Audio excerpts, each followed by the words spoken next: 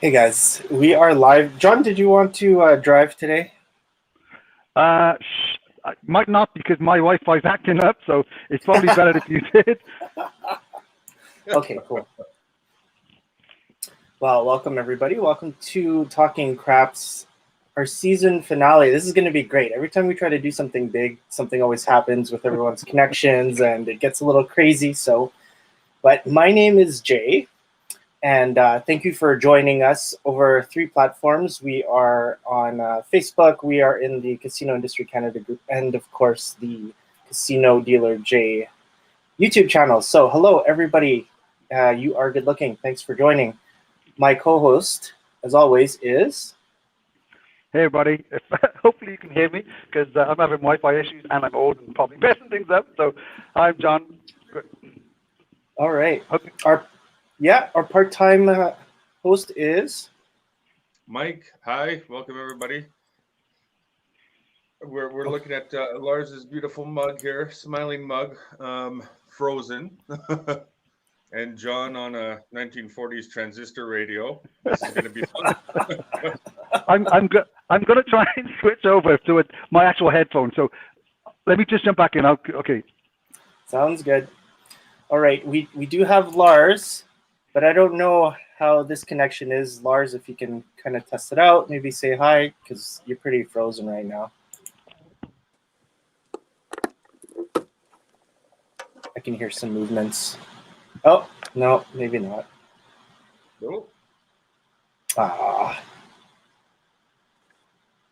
Lars, maybe try your...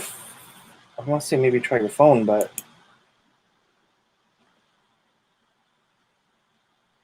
Okay.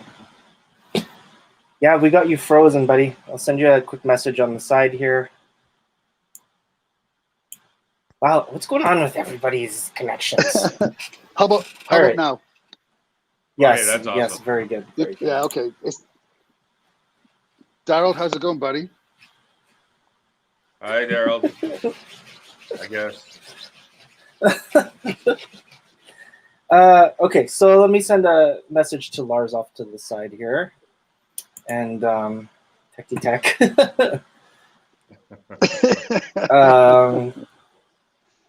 Yeah. Maybe, yes. Maybe he can try.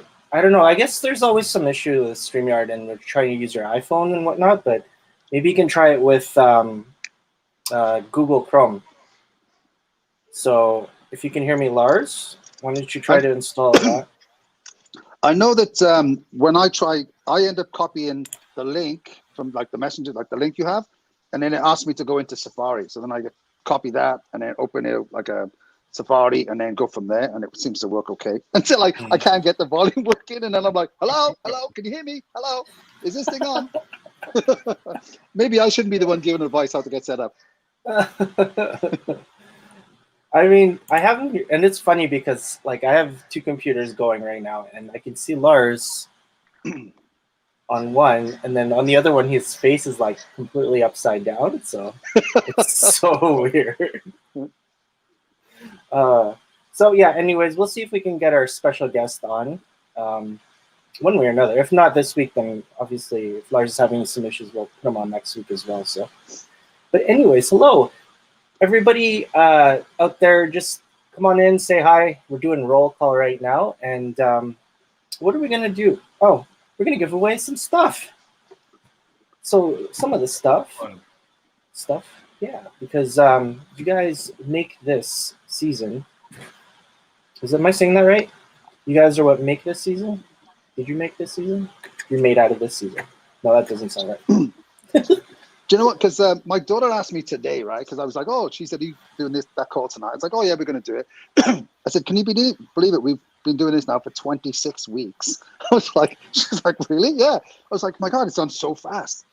And so I was kind of talking to her and said, it's kind of been I've enjoyed it just because one, it's like in the middle of the week. It's like, okay, it's like hump day. It's like, I'll have some fun, talk to some people, have a laugh, have a few drinks and chat up and stuff like that. So I know I've really enjoyed this last 20 odd weeks, whatever. And to be honest, I was driving and I was trying to calculate, obviously I'm getting older now. I'm going, how many months is that? So like 26 weeks. I'm like, okay, 13, 6.5. But it was like, That's funny. I mean, yeah, it's more than a day out of people's lives that we've been talking. So that's crazy. And guys, for those people that have actually watched, like I know, like someone like Daryl's watched so much, like Wyatt and those guys. It's like, yeah, I'm sorry, you don't get that day back out of your life. So you've given it to us. it's like we've stolen something they can never get back. Exactly. Well, thank you. I love that. I love the dedication. It is so cool. I see Lars is trying to get on. Hopefully, Lars, you're doing all right there. Just send a message if you can get on. So I'll just keep him off to the side right now. Daryl says 52 weeks, 1 year, half a year. Yeah, sounds good. Yeah, it's gone really fast, don't you think? Because I was like 6 months, really? I'm like, that's like August. I'm like, wasn't it warm then? I suppose we couldn't go anywhere. It was like, oh yeah, everything's shut down. You can't go anywhere. Nothing to do. So maybe that's why we did it. Yeah. Go ahead, Mike. No, I was going to say it's been such a weird year with time because December feels like it was 2 years ago, but it feels like 2 weeks ago we were on the deck barbecuing. I just don't understand that there's like a time vortex somewhere. It's gone by so fast and slow at the same time. I work from home as well, so at some days I'm like, when was the last time I left the house? I'm like, when was? Because like you get in kind of routines. You get up, have a shower, do your breakfast, then you go out and do work. Like now, it's like, okay, I get up, and then I'm like, when was the last time I showered? It's like, I don't know. Do I smell funky? It'll do. But, Oh, that's hilarious. Yeah. And I came to the conclusion today, the only reason we shovel the snow at my house now is so the Amazon driver can get to my house properly. That was the only. I'm like, why else would we do? I'm like, no, that's about it. That is awesome. A whole schmack load of you are actually from the Casino Industry Canada, so welcome. We are adding some new members actually from East. I did talk with a couple people from Casino Windsor and Casino Niagara. So if you guys are on, hello, welcome. Nice getting that representation. So nice. Glad you know. Yeah. That's so cool. Yeah, I can't wait to hear a lot of the stories from over there. I really like. Oh geez. So Lars is trying to use Hotspot to use data. Hopefully that works. Yeah, it should work, Lars. I'd give you my Wi-Fi if I could, but way over there. So, Gerald says, "I'm so thankful that I get to go to work." Sounds wrong, doesn't it? Not really. No. Mike, you've been working the whole time, right? So yeah, but a lot of people haven't. Yeah. That are hurting right now, right? So, I mean, we're lucky, but I'm sorry. No, that doesn't sound wrong, right? Does it sound wrong? I don't know how to answer Daryl's thing. No, you're very thankful that you get to. So am I. I think it's great to, not a lot of people like in the industry are able to work right now, which kind of sucks, and it's really tough for, I couldn't imagine if I was still like full time trying to manage finances and everything else. So for those of you that are surviving, man, just hang in there because you guys are doing great. Hopefully we'll get past this, and hopefully casinos will be like booming, and you guys will get like double, triple tips, and that would be really cool to see. So I'm kind of looking forward when it eventually turns around and we can go back to work, that we can all kind of go to a bar again. Because I'm sure everyone's like, oh my God, I just want to go to a bar. But even to meet up some of the, like from the group, like I posted that stupid thing. I said, hey, whatever that was. And there was so many people that liked it. And I was like, oh my God, everyone just really can't wait to go and like go to a bar, watch a hockey game, or watch some sports or whatever, drink lots, and then regret it in the morning, do something stupid. Mhm. Yeah. I think we all need to get a big group together and book a dice table as soon as we can. Oh God, that would be that'd be terrible. Oh, it would be. It'd be horrible. I would hate. To be honest, though, like you think now, but by the time the table's open, everybody it's going to be like. Remember, like Boxing Day, the morning of Boxing Day, the first shift, like the casino shift for one day, and the people were like, "Fucking go, get out of the way, my table." It's going to be like that. It's going to be so crazy. Yeah. So man. yeah, hopefully it's sooner rather than later. I mean, like they're starting to open things up, and so hopefully things will change soon. Yeah, no, absolutely. Yeah, everyone in the casino that's waiting, and you guys deserve busy casinos again. And you know, it wasn't.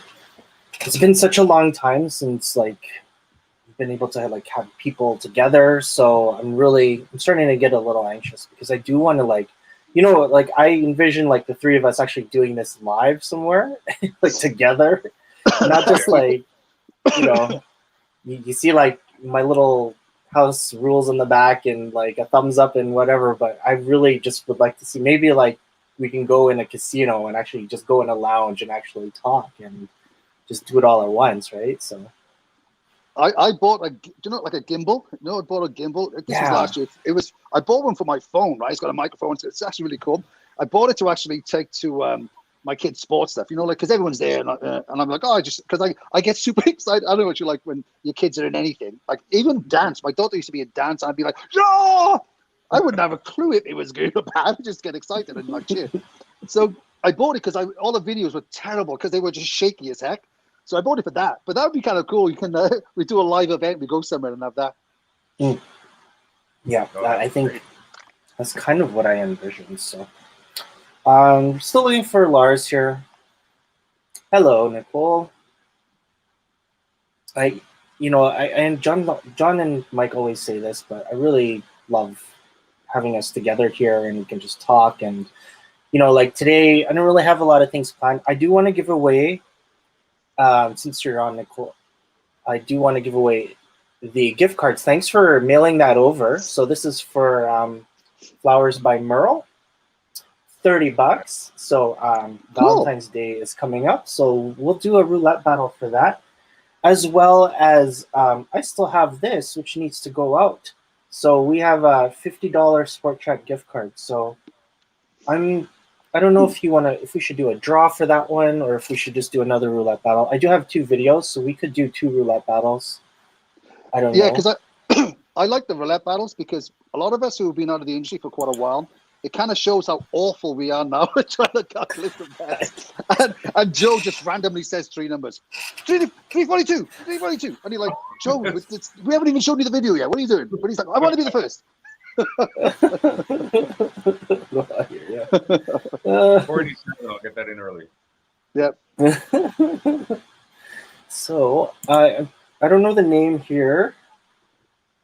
Who said that? But the casino's cutting back and making changes, even though we can't work. Yeah, and this should be a really good time to reset the industry when we're talking about like making changes, and it should be changes for the better.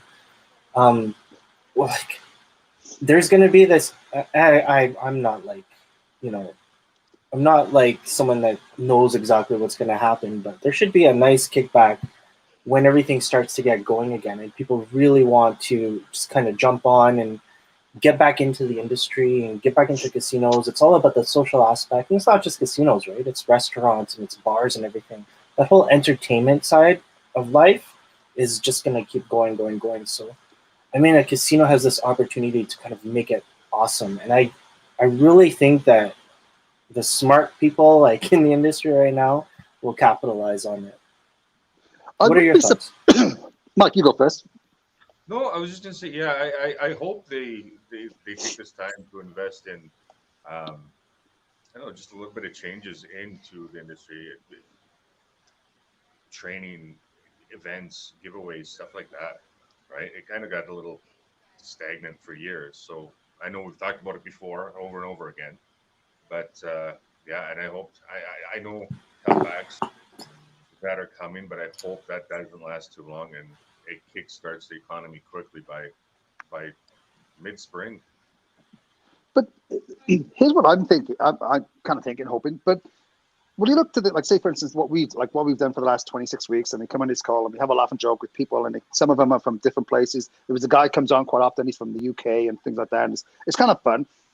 I think at some point casinos are going to say, well, how do we all of a sudden become more digital and have these virtual things where, man, can you imagine if I got friends in and family back in the UK and some in Australia and things like that.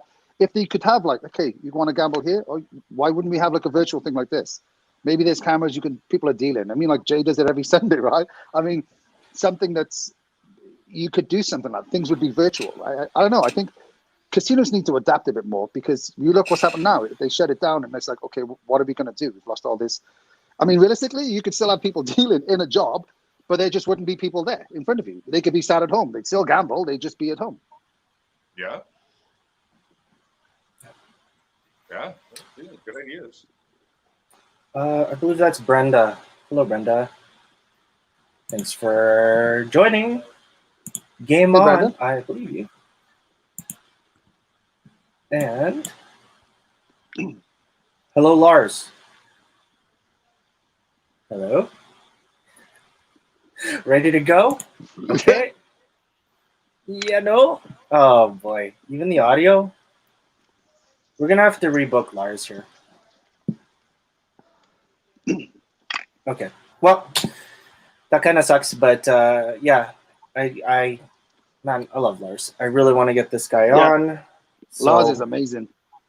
But if not this week, then we'll get him on next week. So, Daryl says that would be cool. You three on stage. Yeah, well, I envision that. I think that once we have like a really good group together, we can do a show like that.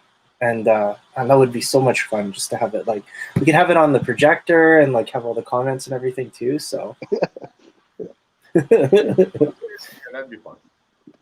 The only problem is if it was in a bar, you'd see the start of us being like sober and coherent to the end of it, like, I can stand on this chair. I'll show you, Mikey.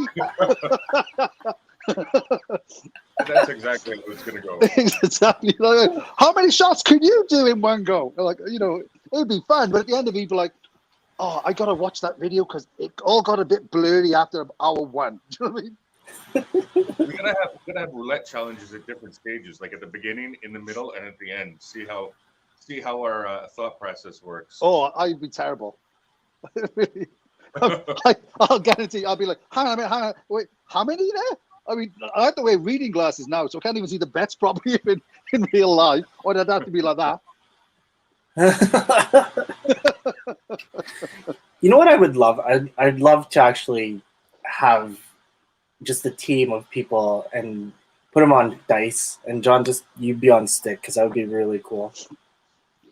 Yeah, I mean, I've said this lots of times. I mean, half the fun I had in casinos was most of the fun, to be honest, was on a craps table, and it was all mostly because of the people I was with, like you guys and Lars, and most of the people that come on this thing, and it was just a kind of like a channel to have fun, right? And I loved being on the stick in the end. I hated it when I first started, as you would probably know from but it was just fun, right? I mean, I really enjoyed it, and the base was.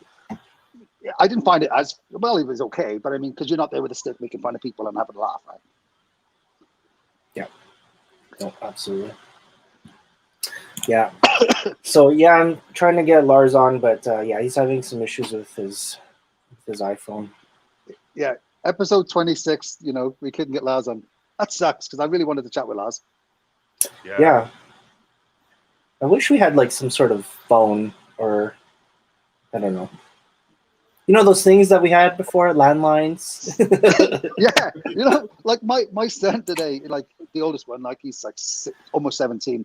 He's like, yeah, I never bothered setting a voicemail. Who uses that? Like, it was like, I'm like, yeah, nobody calls you. He's like, not really. It's just like you guys, they text. So nobody calls anybody anymore. But it'd be nice to have like a dial-in number. Hello, can you hear me?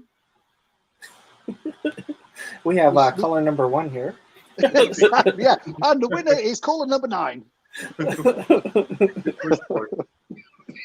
Oh, I'm sure we can set that up. Oh, okay. Well, this is frustrating, but all right, Lars, we will rebook you. Hey, Loretta. Hello, welcome.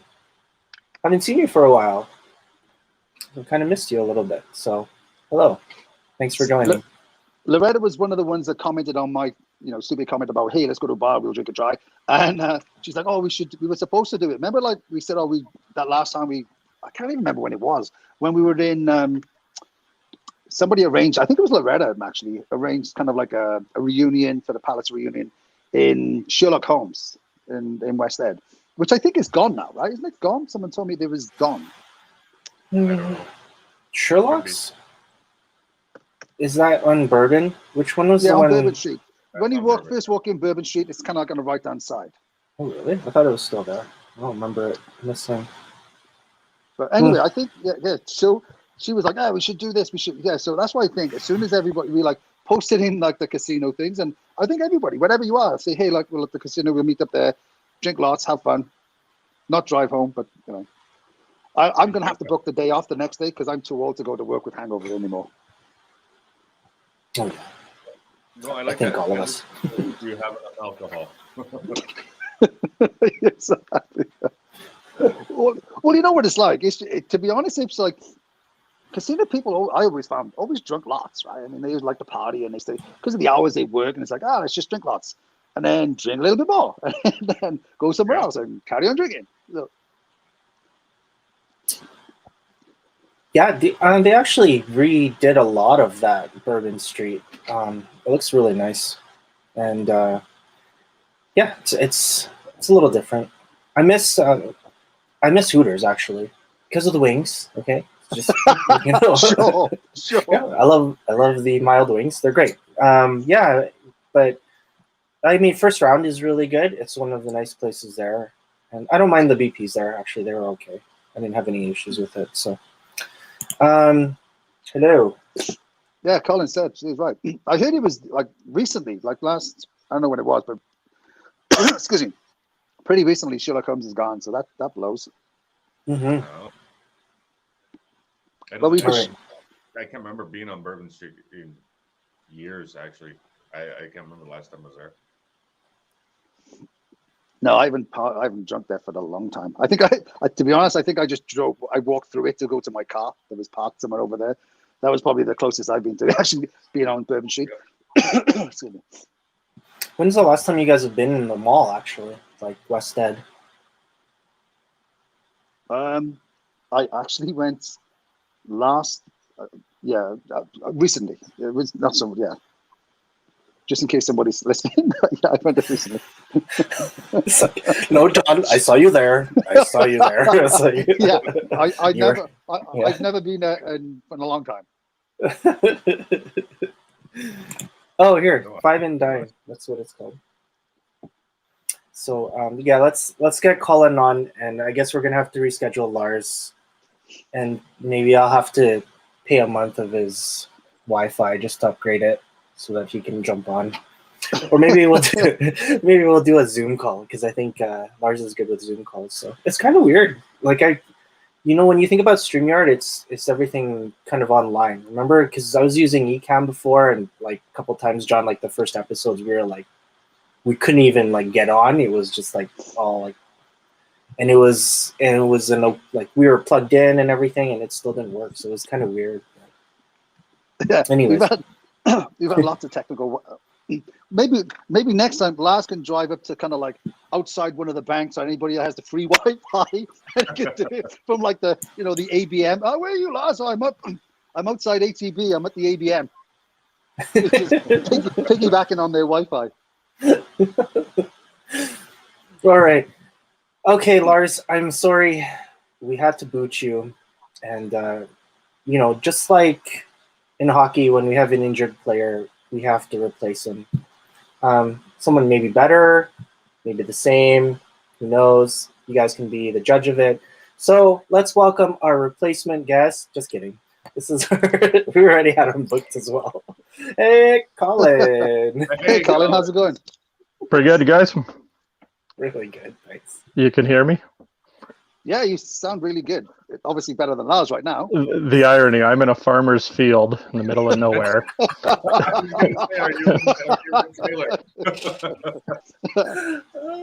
This is hilarious. And Lars has got 1998 dial-up. Exactly. I'll just quickly say, if the furnace kicks in here, let me know if it's too loud. I'll go turn it off. But if anyone's heard an RV furnace, they're pretty loud. So that's my life right now. Well, Colin, could you introduce yourself and kind of tell everybody a little bit about your casino background and where you were working and what you're doing now? Oh, well.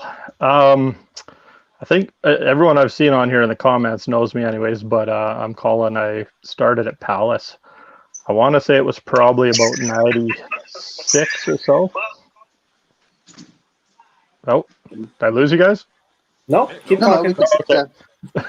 No, 96, I worked at Palace for a few years. I learned most of my games there before I went down to school in Lethbridge. I worked at the casino there until they fired me for they thought I was trying to set up a roommate a union by association of the two roommates I lived with.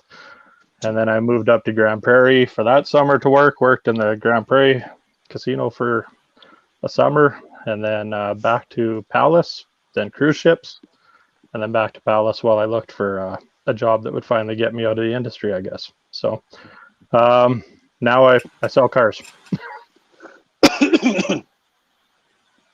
That's awesome. That's my roundabout story. But the casino's still definitely some of my fondest days. It definitely has made for the best stories in my life, and yeah, I've been out at casinos now for damn near 20 years. It's, I guess, probably 18 years or something like that, and it's still, I can still garner a crowd at work by, telling some old casino stories of some of the shenanigans we used to get up to, or the more liberal days on ships and what we could get away with. So I still like telling the stories. That's awesome. But I think, like, when you tell people now some of their stories, especially the ship stories, like years ago, they just don't believe how crazy it was. And you're like, really? You were doing that? Oh, yeah, you go to work. You'd be like so drunk and you deal. And then you'd be like, oh, yeah, I don't remember going home, or all these different things. I mean, it was a wild time. I mean, like, even to be honest, in casinos here, right? I mean, like, you're going out and the partying. I don't think any other industries like that, like regular industries, right? I mean, like maybe bars and stuff like that, they party a bit, but casinos was definitely an enjoyable career. I was in it for 19 years, I think, all in all. But yeah, it was so much fun. I don't think I've had as much fun in any other job since. Definitely no other industry that you're allowed to do that where you're loosely throwing around large sums of money. Exactly. bank cashiers aren't allowed to come to work, half in the bag, and there you go, we'll just count it out and take when you think about it, at a high limit table, well, the equivalent on a ship of a high limit table, but you'd get some pretty high rollers sometimes, and you're dealing with some pretty heavy money, and you're sitting there going, shit, I don't know how many toes I have, let alone what this guy's got in front of him or whatever. So yeah, it is a lot of it's pretty unbelievable. I once had a comment card. Remember the comment cards used to get the passengers used to fill out at the end of the cruises? I had one. I got pulled into the office by this manager who hated me, by the way. And she's like, my mate was that she pulled my friend in who was like the pit manager, and she was like the games manager, whatever. So we go in there and she said, read that comment. So I read it, and it said, John, on Thursday nights at 1:30 in the morning, was so drunk he couldn't stand, he couldn't deal, and at one point I thought he was going to be sick. So I read this, and we were so laughing. And she said, were you drunk? I said, no, I was shit-faced. So yeah, I was fired 3 days later, so that kind of explains it. But I mean, yeah, you just don't have those kind of experiences in regular jobs, eh? Yeah, I think my favorite one was Cozumel, go figure. But we went to a place called Nachi Kokum, I think it was called, and for $40 or something, you got there, drink all day, eat all day for crew members, and proceeded to get just right piled up. And I still have a picture of me on the pier in front of the ship, and you can see the glaze in my eyes, from a camera in 2002 or whatever. You can imagine the quality. But I was dealing, and I was on Mike Heiner was my boxman. I don't know if any of you knew him, but a pretty funny Aussie guy. And he looked at me and he said, "Effing hell, mate." He said, "Do you even know which hand is which?"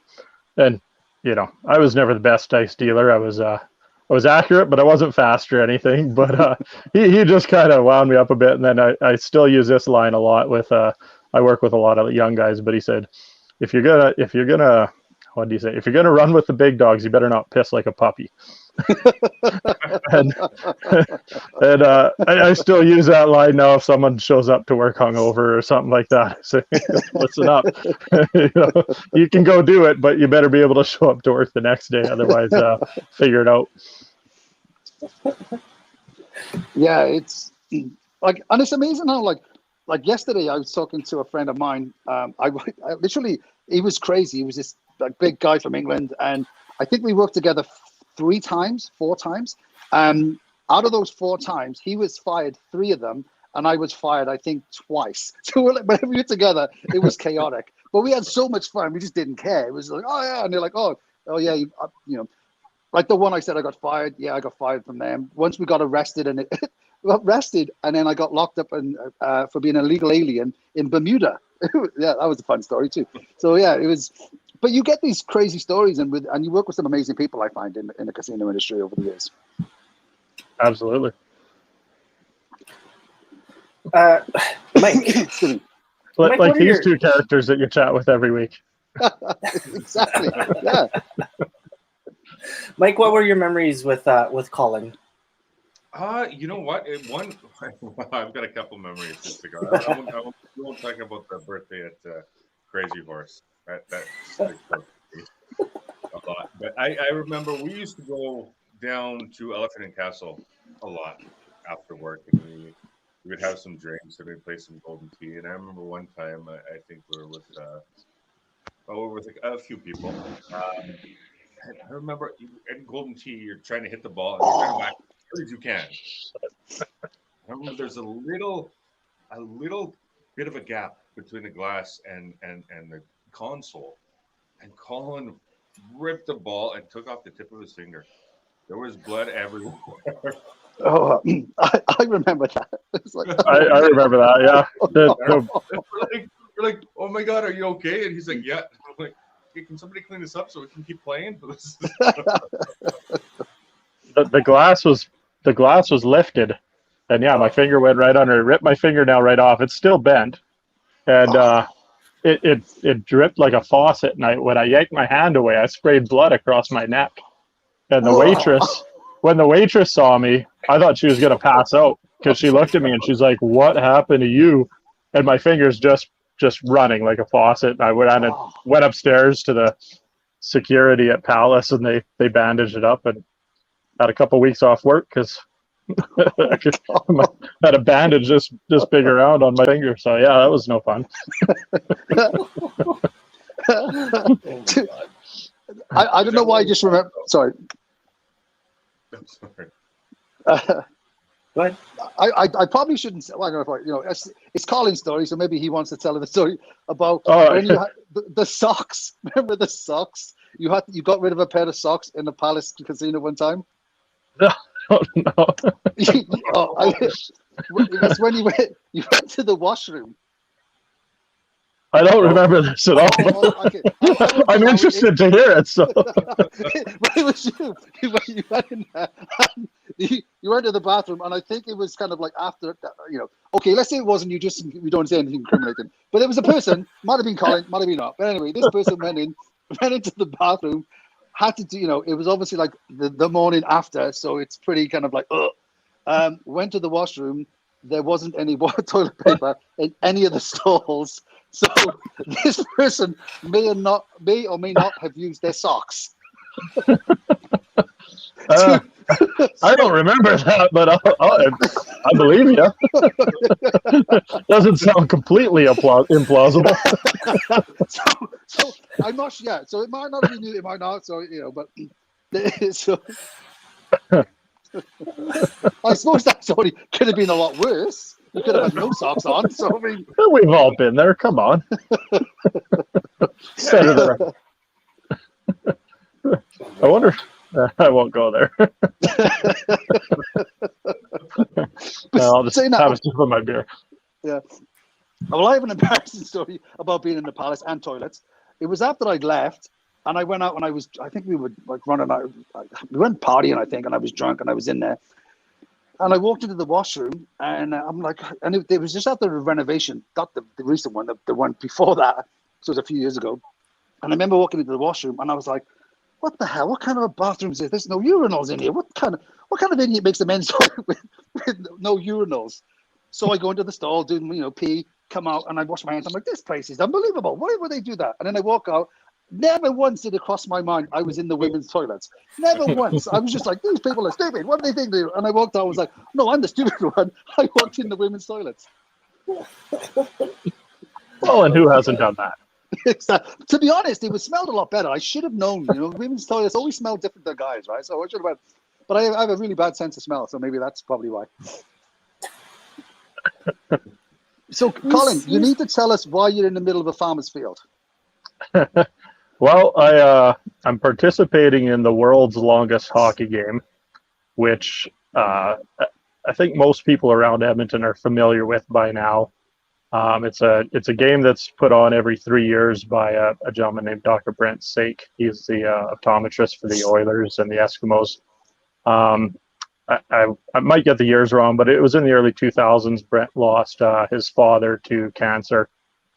And his dad's dying wish was that Brent would do everything he could in his lifetime to not have children go through what his dad had just gone through with regards to chemotherapy and all the suffering and stuff that he had done. So Brent organized the first world's longest hockey game, and at the time it was only about 80 hours, so 3 days and a bit.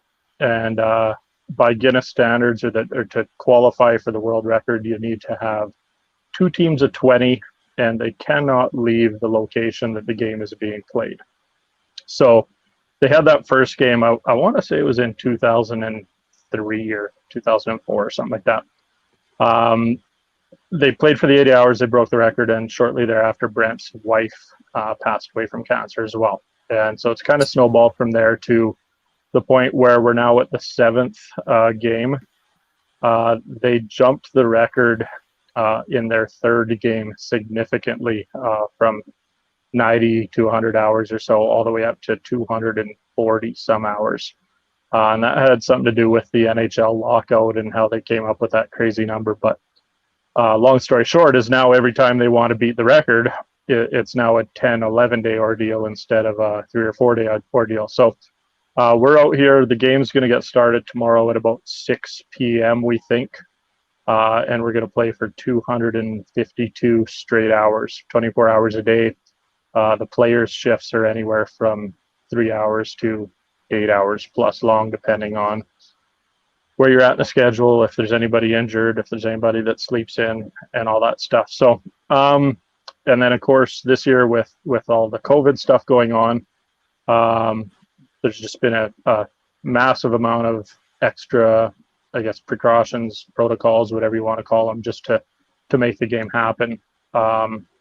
So all 40 players plus about 16 full-time volunteers, we tested last Thursday in Edmonton, and then we had to go immediately home and isolate for 5 days at home.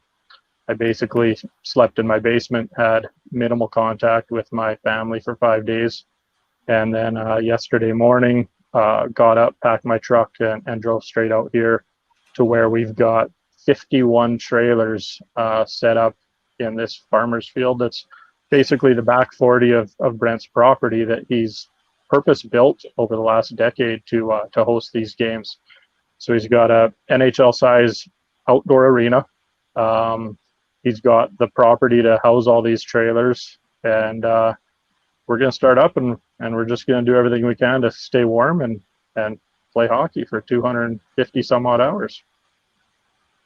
I guess I should I should probably start by or mention that the biggest goal obviously is fundraising for it's called the Cure Cancer Foundation, which is part of the Cross Cancer Institute. The goal is 1.5 million.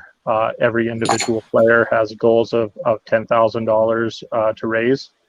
The greatest thing about this, and I've been involved with it, this is my fourth one. I've refed a significant amount of shifts in the prior three, and now I'm playing. But the greatest thing that I like about how Brent does things and how this group of volunteers does things is that every single dime that is raised goes to that cause. So there's not so much as a paperclip that's paid for by the money that's donated. Everything that it takes logistically to run the game is donated in kind. So biggest example right now that everyone out here is thankful for, we've got, like I said, 51 trailers. There's probably 30. They're called pigs. They're these massive propane bottles that are, 5 feet tall and 4 feet wide. They're just these big, huge propane bottles. They've been donated. They're all full, and a truck will come at least once, maybe probably twice in this weather to refill them all for us. That's 100% donated. All sorts of people have donated food. All the food here was donated. Had to be here 2 weeks ago. Had to be here 2 weeks before the game starts so that it could be guaranteed COVID-free. We're all in a bubble. Nothing at this point, nothing else comes in. So if we don't have it, we ain't getting it. So there's definitely some more wrinkles this year that the prior years hasn't had. It's going to be damn cold, but we've dealt with that before. I say we, like I said, I haven't played before, but lots of guys, this isn't their first one, and I attended a quick little session today on how to tie your skates to avoid what's called lace bite, which is one of the biggest issues that we'll face over the next 11 days, and then how to duct tape your feet properly so that you don't get blisters. Just all the tips and tricks. Smear Vaseline all over your face so that you don't get frostbite. They've kind of figured it out, this being the 7th one. So yeah. Man, that's incredible. I just want to say I'm really impressed. It's incredible you're volunteering, especially now we're going to come into this. I just saw the weather today for like the next 7 days, and it was like it gets like crazy cold. I think one of the days was like it's going to feel like minus 52. I was like, Jesus, that's cold. But like, man, you guys are going to be outside, playing hockey in that, right? Yeah, I hope I don't have an 8-hour shift in the minus 50 stretch. Our shifts are 3 to 8 hours. That'd be a good time to get a 3-hour shift, I guess. But we're pretty prepared. I took an old pair of Sorels, like I found a size 12 pair of Sorels, and I literally cut the bottoms of them off and took the lining and cut it so that I can take the lining and put it over top of my skate, and then take the rubber toe cap of the Sorel, put that over my skate with a couple of hot pockets, sandwiched in between. So you got these big bowling balls on your feet to skate around with, but it's function over fashion when it's 45 below, obviously. Oh, wow. So how can people donate? So if you want to read about the game, and I highly recommend you do, it's quite the story. I've always said, Brent, there should be a statue of him at some point for what he's done for cancer in this city. But it's worldslongestgame.ca. And then from there, you'll see a donate to a player, and you can go through the whole list of players. And, here's where I beg that, you stop on my name and make a donation. And every bit helps. It's a tough year. Nobody has to, we all know that this has been a very trying year for a ton of people. And it still is. There's been a lot of questions about why are we even doing this game when right now kids can't be playing, and here you got a bunch of middle-aged, overweight, guys that want to go out and play this game. But the reality is the planning for this game starts more than a year in advance. By, let's call it September of last year, the investment into the game was probably already into the well north of $100,000. It's, if I were to ballpark what it costs to put this on in a normal year without all of the extra COVID stuff that we're having to do, it's probably pushing $250,000. And again, that's all privately donated time, material, labor. None of that is taken out of the money that's donated. If someone on here donates $50 to me, $50.00 is going to the Cure Cancer Foundation, and it's going to a drug that's been developed right here at the University of Alberta that's showing some immense promise in treating a few different types of cancers, some of the blood cell cancers being the biggest. And I'm not going to get into the details of it because I'm no doctor, you all know that. But everything stays right here in Edmonton, which is, the second, I think, biggest talking point between nothing is taken from the money that's raised for administration or to pad anyone's pockets. It all goes to the foundation. And secondly, is it stays right here in Alberta. All of the prior games was very specific. You'd come out, like I said, I came out and reffed a whole bunch before. And all of the prior games was always, Cross Cancer needs this piece of equipment. It's going to cost $1.2 million. By the end of this game, we will buy that piece of equipment and the Cross Cancer will have it. And it's been very point blank that it will stay here in Edmonton and it will help Albertans. And when I was doing my reffing shifts, I could come and go. The players have to stay on site. But I was fortunate enough a couple times to be here when a family showed up with, I want to say he was probably 16, 17 at the time. But he came, his whole family came, and they were speaking with Brent directly, and there was some media around and stuff. So I kind of sat around off to the wings to hear what was going on. And basically that kid and his family was saying that the equipment they had bought from the last game saved his life and saved his family's from being bankrupt. It was the only piece of equipment of its kind in Canada. The only other options were to go down to the States, where of course it would have cost him tens of thousands of dollars. But instead he got the treatment right here in Edmonton, and he was in remission, and his family wasn't triple mortgaged on their house or whatever. So lots of tears and lots of hits you right in the feels, and from those moments, I just, like I said, I've gotten more and more involved every year.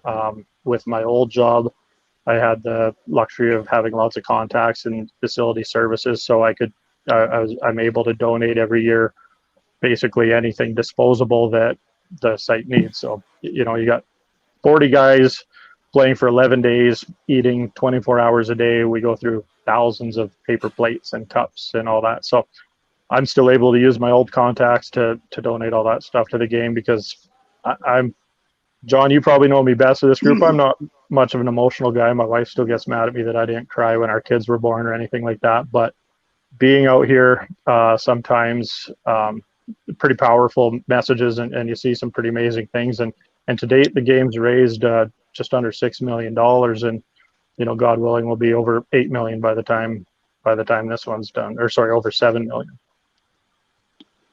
I mean, it's incredible what started out as like a small thing, really, when you think how it's ballooned into like you're saying, after this game it's going to be like $7 million. And I can only imagine what it was like, all of us have kids, right? I mean, when you see someone coming up and say, that game saved that kid's life, and that and the emotional trauma that would have gone from that family, man, that's amazing, right? I would have lost it, to be honest. I would have lost it. It is.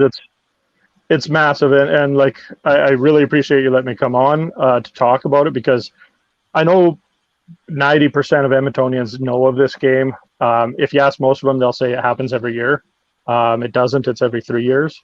But it's a monumental undertaking. It's to host this game. The amount of effort and coordination goes into it is, if you haven't been out here to see it in person, it's just impossible to describe. I'm absolutely awful with social media and Instagram and stuff like that. I'm gonna have to get one of the other guys out here to give me a crash course, but I'll be posting as much as I can as far as kind of some behind the scenes with the dressing room and the ice surface. Man, they can build some pretty nice ice when it's consistent 20 below for a long time. The ice looks just amazing. I can't wait to get on it. And then I won't be able to feel my toes, and I can't wait to get off it, I'm sure. But what you were saying, John, as far as the emotions of it, I'll kind of tell one other quick story, and I know I'm rambling a bit, but this is one thing I'm pretty passionate about. When I was reffing, I always liked doing the late at night shifts. I'd come and do from midnight till 2 a.m. or 2 a.m. till 4 a.m. because it's the guys need a little bit more support then. They're tired. There's no one watching at that time. Typically during the day in a normal year, there's school buses of kids coming out. The Edmonton Oilers, last game, Connor McDavid, Darnell Nurse, Nugent Hopkins, they all came out. That all happens during the day, and it helps keep the players' spirits up, and it makes them want to play a little bit harder and make more of a serious hockey game out of it. But when you hear it 2 a.m, that's when the guys are pretty tired. That's definitely when it's the toughest, and the music's a little louder, so that's all right. But I remember coming in, and this has happened multiple times, but you'll show up at 2 a.m, and typically you'll have 5 guys skating and one guy on the bench taking a 5-minute break to warm up his feet or whatever. And, you'll come in at 2 a.m, and the guys are just broken, for lack of a better term. And there's a grown man just sitting in the corner, holding a picture of whoever he's playing for, whether it's a parent or a sibling or something, and just outright bawling and broken down. And like I said, at a completely emotional wreck. And someone else will come off, or even if it's just like me as a ref, I when I was reffing, I didn't really know a lot of these guys, but you'll just walk over and put your hand on their shoulder and give them a big embrace, and they'll pat you on the ass and say, hey, thanks for coming out, man, and appreciate you volunteering, and I really needed that right now. So and then they kind of suck it up and hit the ice and let another guy come warm up. But it like I said, it kind of gets you, and you realize how everyone knows that cancer has touched everybody. There's nobody that hasn't been affected by cancer to one degree or another. And it's just, when you see guys that are that exhausted physically and mentally and broken down like that, it's pretty powerful. Wow, that's amazing. So I know everyone was expecting the mouth clown tonight, and but sorry, Sally, if I want to talk about something, we can joke around a bit again. Happy to do that, but. No, this is amazing, and the fact you're doing it, and you've done it for the last 3. This is the 4th one now as a player. So what are your thoughts on how different it's going to be now as a player, obviously like the length of time, than it was as a referee, as a ref? Well, I since the first time I reffed, I wanted to play. I always wanted to play, and that's why I got more and more involved.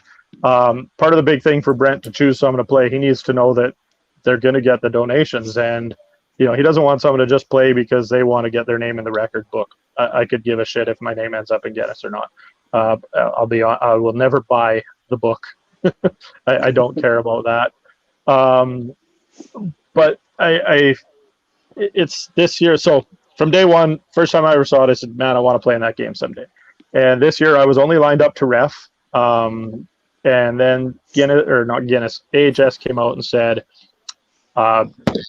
everybody that's playing in the game has to be in a bubble. So COVID testing every single day, starting last week. And anybody that's not in the bubble can't hit the ice. So the refs are going to be standing outside the boards. 4 refs, one at each blue line, one at each goal line, just blowing a whistle if you're offside or the goal or the puck goes in the net.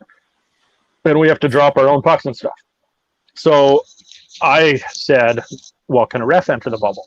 Because I know that, as someone playing, it's just way better to have someone on the ice that's kind of taking care of fishing the puck out of the net and dropping it and stuff like that. So I said, can a ref enter the bubble? Because I'm pretty sure I can line up the time off work, and I'm happy to go in the bubble and I'll skate as much as I possibly can. And they said, that's a great idea. We're going to see if we can get 4 refs to enter the bubble. So I got all that lined up logistically with getting time off work and everything. And then like 2 days before the Thursday, kind of when we had to start quarantining, Brent called me and said, "Hey, I hear you're all sorted out to be a ref and you're coming in our bubble. That's awesome." I said, "Yeah." He said, "Do you want to play?" I said, "Absolutely. It's kind of been the goal since day one." He says, "I know." So he said, "You're in." So how's it going to be different this year versus reffing? Well, the one thing I won't miss is the game is played about 15 minutes east of Sherwood Park, or 10 minutes, I guess. And I live in St. Albert. So anytime I reffed, wasn't just the 2 hours on the ice, it was also about another 90 minutes of driving. So I won't miss the driving back and forth. And so long as my trailer can keep up and stay remotely warm, then I'll be happy to be on site. It's going to be way more grueling. Just so much more hours, so much more to think about as far as, keeping your feet in good shape. That's the biggest concern, feet and hip flexors. The latter of which I don't even really know what that is. Somewhere in my hip, I presume. Yeah, I've no idea either. So yeah, we're like, But I don't know. feet's the big concern, and if anybody really knows me, I've had some foot issues in the past. As it is, Yeah. which might be a bit of an understatement, but I think I'll be all right. So it's as different. It's going to be way different. The ref, you come and go. Hey, if something happened, you could call the guy that coordinates the refs and say, "Hey, Perry, I'm something came up and I can't make it, for my shift that's 2 days from now." And you say, "Yeah, no problem. That's enough warning." They always had, it was a commitment, but it wasn't a commitment. This is what I'm doing now. This is all in. Like there's no messing around. The rules are very strict. And again, even more so this year, but like some of the crazy things, as far as Guinness is concerned, Guinness actually, we have to record the game, all 252 hours and send it to Guinness. It takes them over a year to review all the footage and ensure that the record is legit. So let's say my shift is from 2 till 6, and I stay till 7 to cover off someone else's shift, and I happen to score a goal in that extra hour. If I don't report in that I stayed that extra hour, that jeopardizes the record. So if Guinness is going, well, number 7 was playing from 2 till 6. How did number 7 score a goal at 6:30? Something's fishy here, and can wipe the record out. You have to take your blood pressure every single day. Every player has to take their blood pressure once a day. If you miss taking your blood pressure, it can void the record. So, that's just ensuring that everyone's staying in somewhat decent health. I'm no fitness freak by any stretch, but there's just a ton of rules. And then this year, of course, we have to go for our COVID swab between 3 p.m. and 4 p.m. every single day. If we miss one, we're gone. If you miss a COVID swab, they will call you within the hour and say you missed. Pack your trailer, take your truck and your trailer straight home. Do not even stop at a gas station. So they're pretty serious. And the rules for Guinness are strict. And again, that's secondary, especially this year. Up until this morning, we didn't even know for sure if this game was going to qualify for Guinness with the refs standing outside the boards. But we've heard that it looks like it's going to qualify. But the rules now are doubled with all the AHS rules, which are obviously extremely stringent as well. And that's why we're allowed to play the game. I know there's been some backlash on social media. Why are these guys able to play and my kids can't play hockey and stuff like that? And we get that. There's a lot of frustration out there. I've got 2 young kids that have missed a whole season of their winter sports, and it is, as a parent, that's very frustrating. But the protocols and the hoops we're jumping through are far and away superior to what any minor hockey association could do or anything. And end of the day, the big picture is raising that money for cancer patients. And if you talk to Brent, he will tell you that we will cure cancer, and he's a firm believer in that, and he won't stop until there is a cure. And so you play the game. So is there more players this year than previous years, just in case somebody has to drop out, or is it the same however many players you've had from year to year? No, the Guinness rule stipulates 20 players per team max. my team, Team Red, we're already down a player. We had a guy that didn't get his physical done on time, and and a goalie, of course. So we're down a goalie. Normally there's 17 skaters and 3 goalies. We're down to 17 skaters and 2 goalies, which means we're going to have a bunch of just regular guys that have never played net probably subbing in and taking some shifts as a goalie. I won't be one of them. No, thanks. I can't imagine, to be honest. I mean, like being I mean, I remember, I've never skated in my life, to be honest. And I went to the first outdoor game, and I remember how cold it was just standing there. And and I was drinking my beer, and I had to drink it fast because it was frozen. But I can't imagine being a goalie, you know what I mean? Like standing there, especially this weekend when it gets real cold, right? And you're not moving around a lot. So, man, that's going to be tough. Yeah. It's tough for all of you guys, right? The goalies, it's easier to throw on more layers as a goalie, though, too. Goalie is, hey, let's not downplay it. Goalie is the shittiest job out there. I don't know if it's so much the cold, is just the wear and tear on their bodies, like the knees, that up and down, up and down. If I fall down twice in a 4-hour shift, I'm going to be really pissed off that second time. I can't imagine being a goalie doing it on purpose, hundreds of times in a shift or whatever. So it's definitely hard on the goalies. I would say more just the physical toll than the cold toll. And then for the rest of us, it's wind. You really hope that the wind can bugger off, because that'll just make everything a little bit worse. Oh yeah. So it's amazing what all of you guys are doing. I mean, to be honest, I didn't know you were doing this. I remember like years ago you used to volunteer for the ref, but to actually be like playing, man, it's really impressive. Yeah, like I said, it kind of, I'm just everybody's backup plan this week. Lars missed out. I'm on this show. Had a guy drop out. Normally the turnover is about, I would say, of the 40 players, maybe 6 or 7 new ones each year. This year, of the 40, 30 are new. So there's a whole bunch of new blood in it. A bunch of us have no idea what we're getting into. Kind of cool. Kyle Brodziak, who played over 900 NHL games, is playing, as well as a guy named Zenith Komarovsky, or I'm definitely butchering that last name, but between the two of them, they've got 980 some NHL games. He's got 21, but I somehow I'm on their line, so I don't know.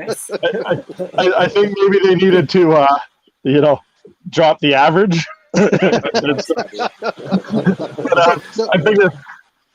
I figure I'm just gonna stand beside the net and with my stick on the ice and hopefully just have tap in after tap in.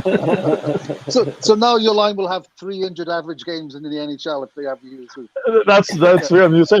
Our line has a combined 980 some NHL games. He's got 960 of them, but yeah. So I was having a chat with him today and said, man, I'm definitely the boat anchor on your line, but he's like, who cares? That's the attitude. Sorry, Mike, you were saying? You wanted to say something, Mike? No. Oh, no? Okay. No, I don't think so. Oh, okay. Sorry. Okay. Yeah, Mike, sorry. I know that you're a busy guy. And speaking of U of A, you will be working at the U of A. I don't think you have any days off, but I know you're... Do you have a day off? I'll have Saturday off. Oh, okay. Yeah, well, I don't know if that counts. But yeah, thanks for the work that you're doing there in your clinical position there. So I know you have an early day, but thanks for being on. And any last comments to our special guest, Mike? No, I was just wondering, Colin, when do you start exactly? Do you start on Saturday? No, we start tomorrow. We think about 6 p.m. It all comes down to some of the testing. We're waiting to hear that. So we all have to have 3 negatives. We all have 2 so far. We got tested again today. So as soon as those results are back, and then they kind of coordinate it with the different news stations around town for the opening ceremony. So we're told around 6 p.m., but that's a little bit fluid. But all right.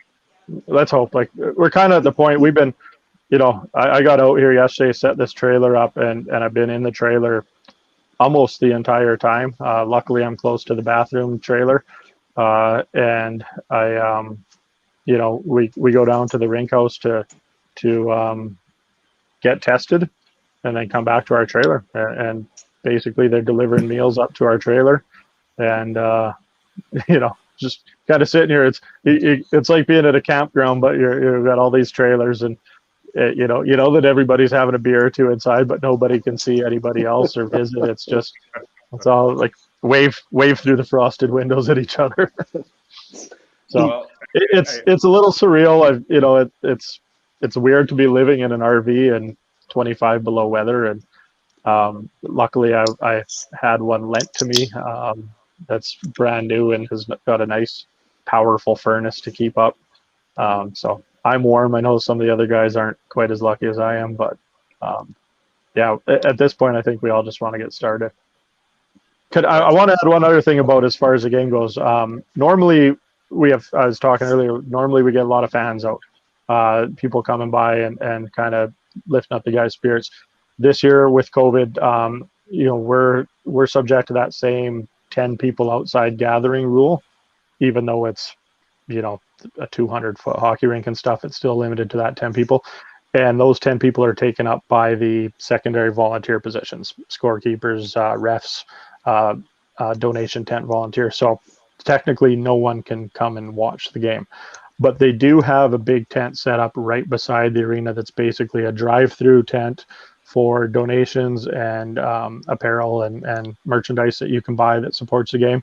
And then you can, drive out slowly and honk and open your windows and yell and hoot and holler and stuff. It's not quite the same experience, but, if anyone can make it out to do just that, it's, if you live in Edmonton, it's probably about a 30-minute drive each way. But come on through, make a small donation and just honk your horn and wave, and it'll mean a hell of a lot to picking up the spirits of all the guys playing, myself included. all right, No, Colin, that's awesome. I'm a little envious of you, and I'm glad I'm not in your position at the same time, because there's no way I'd be able to survive what you're going to go through. But that's really good. I'm really glad you're doing this.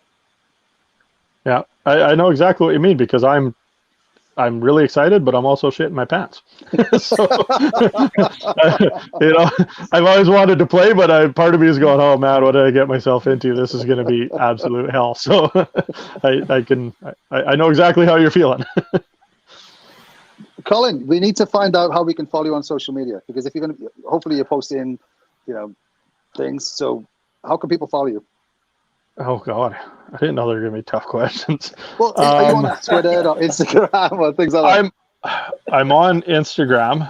I don't have a clue what my Instagram thingy is. Oh, I'll help you with that. Up until today, I think today was my second ever post on Instagram, and I think I actually double posted the same thing because I honestly have no idea what I'm doing. On Twitter, I want to say it's a weird one. It's Croup Snake, I think. So CROUP, croupier short for or whatever, and then Snake, an old high school nickname. So CROUPSNAKE. That'd be my Twitter. That's, I know Twitter's the old school. That's the old man thing, but that's probably where I'll be a little more active, unless one of these guys here can give me a couple Instagram lessons. Well, hopefully, in 7 days from now, you can come back on and join the cast again if you're not frozen solid. Well, I'll let Jay Lee know kind of what my shift is there, and if it works out and you'll have me on again, I'd love to give you an update, and maybe if I can show you my feet if they're covered in blisters and black and blue and stuff, and drum up some sympathy donations. Who knows? But no, if schedule works out, I'd love to come on quick again. But that'd be awesome. I'm kind of expecting you to have like a Forrest Gump beard, though. Like in a week, and it's just like. It's funny enough, this is about as good as it gets. Like I've never. Oh, geez, I always see you guys doing this. I'm like, what the hell's so hard about it? But now I see, I've never been able to fill in this very good. This just gets kind of gnarly and annoys me, and I bail out and shave it. But I figure it's going to give me that little added warmth this week. So I've been letting it grow, but I don't know it's going to get a whole lot better. All right, guys. Colin, best of luck and everything. And everybody watching, donate if you can. Please, everything helps. Thanks, I Mike. will Good seeing you again. next week. It's good seeing you too. All right, guys. See you, Mikey. See, buddy. See everybody. Peace. Oh boy, yeah, we have quite a few comments here. Let's just hit them up since we are here. Daryl first said, "Paul, I'm really impressed with your commitment to the hockey tournament. Well done." Brenda says, "It's amazing, great fundraiser for cancer research. Huge commitment this year." Yeah, and you did mention that there were no spectators, but it's really cool that they do have that drive-through tent. That's pretty awesome. Very, very good way for people to at least come around and visit and make their donations. So, Yeah. Speaking of which, Daryl put in 125. Awesome. That's really Am cool. am I still there? I'm frozen up on my screen, but I can hear you. Oh, Yeah, good. we can see Yeah. you. Oh. We can hear you. You're moving. You're shaking your head. We get it. Okay, no, it's frozen on my screen, but I can hear you, so that's all good. Yeah. Go ahead, John. No, I was just going to say, if you can't see it, Daryl Ferber's just donated $125 for you. That's awesome. That's amazing. Thank you, Daryl. It's that's all I ask. It's anything that anyone can manage that this time. Every little bit helps. It all goes towards a great cause. So thanks, Gerald. I very much appreciate it. Yeah, that was very cool, Daryl. Yep.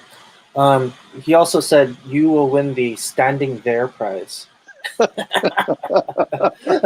In reference to your Kyle Brodziak line there. Oh yeah, it's in this level. That's like, playing with Brodziak at this level. That's like playing with Gretzky. So Oh yeah, I'm just gonna stand there. And as Red Green said, just keep your stick on the ice, and I might have to go rewrap my sticks in bright pink so he can't possibly miss me.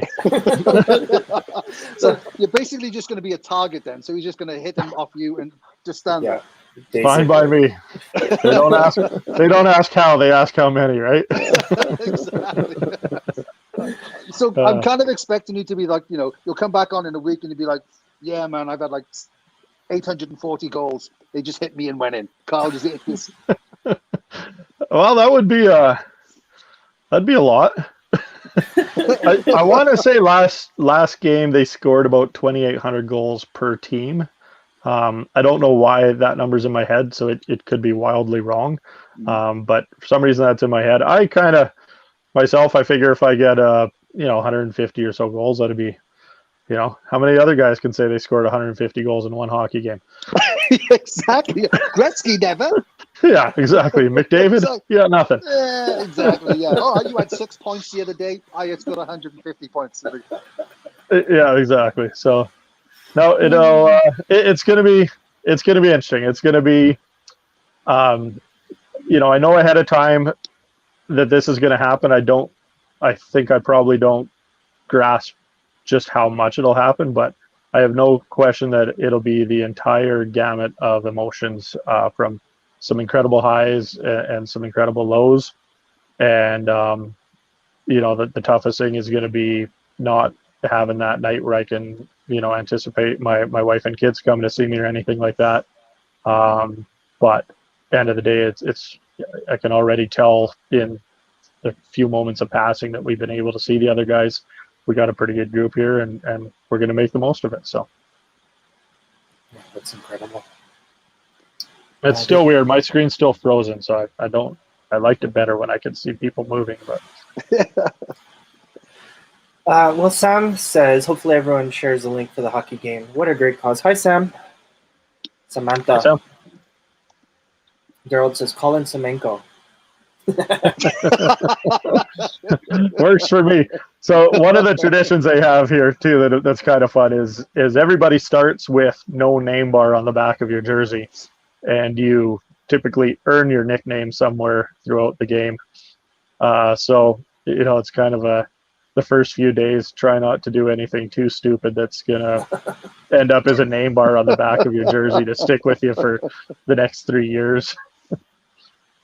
Oh my god, that's hilarious. All right. So I listen to TSN 1260 every day. Well, every day I used to do it. And so Dustin Nielsen's on. Is he on your team or is he on the other team? He's not playing this year. He's not playing this year. Oh, no, with the Dustin's got 2 pretty young kids, and with between the quarantine, the extra week of quarantine, and then the 11 days of playing, like I had to take 19 days off work to make this all happen. And a good chunk of that is, not seeing my wife and kids. My wife, she's perfectly fine to not see me for a couple of weeks. My kids are 14 and 12, so they're not young. Nielsen's kids are really young, so I understand it's too bad, because obviously a high profile guy like that has the reach he has can bring in a lot of money. And Nielsen, for big guys, a pretty savvy hockey player too. He's got those soft hands that you see on some of the bigger guys, and he'd score a lot of goals. And typically, what he would do is get, I think last game it was 50 guys, or it might have even been 100 people from listeners from his show that agreed to do $1 per goal he scored, and he scored about I want to say 300 goals or so. So, you get a guy that can play, and every time he puts one in the net, it's another $300 to the cause. That adds up pretty quick. Wow, that's really cool. And you might see the goalie move out of the way every now and then if he's on a breakaway or something. Yeah, there's no cheating at all, I'm sure. Good way to pad your stats a little. That's amazing. That is so cool. Yeah, lots of cool stories. Yanni Niinema played in it, so if anyone remembers him from his Oiler days a few years ago, he played in it in 2015, and I remember one late night shift. I want to say it was midnight to 2 in the morning. Yanni's a huge heavy metal fan. Your typical Finnish, death metal hardcore fan. And there's a DJ on site. One of the guys that's in the bubble is a DJ. And he's here to strictly DJ for 11 days. And they set up a big lazy boy for him right ringside, and he basically just sleeps in it when he wants to, and wakes up and DJs for 11 days. So pretty massive commitment on his part. But nonetheless, that particular evening he was playing some country music, and Yanni was getting a little pissed off at this twangy country music, and he kept yelling to Jamie, saying, "Play some metal!" And Jamie was like, "Score a goal." Well, the goalie that night was easily the best goalie of the 6 they had. Really good goalie. And Yanni just couldn't put one past him. So he was getting more and more mad, and he'd started trying harder and harder and harder. And the DJ kept playing twangier and twangier and twangier country music. So you had this like snowball effect, and Yanni was just starting to lose his mind, and he's, "Play some fucking metal." And the DJ scored a goal. It got to the point where he wired a slap shot, and it was a cold night. I don't know how cold, but wired a slap shot, hit the crossbar, and the puck split in half. Wow.